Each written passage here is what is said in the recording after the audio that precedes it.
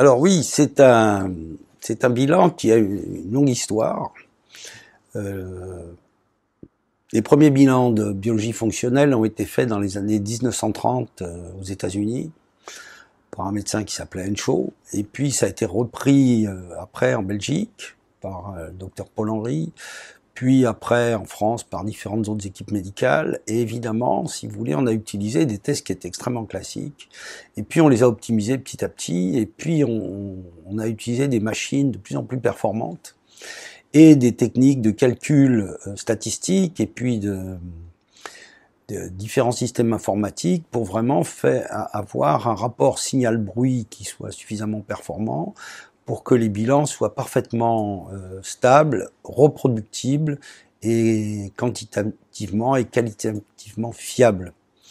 Donc, différentes équipes ont travaillé avec des techniques un petit peu différentes d'ailleurs, sur ces bilans de biologie fonctionnelle. Et pour ce qui est de notre équipe,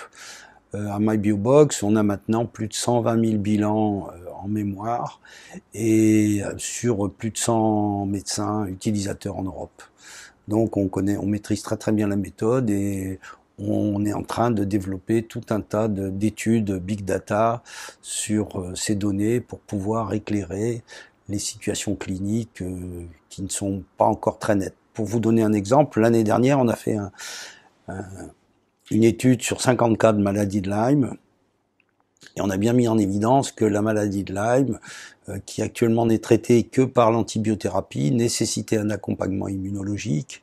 moyennant quoi la moitié des malades avaient des évolutions extrêmement favorables, même en dehors d'une antibiothérapie.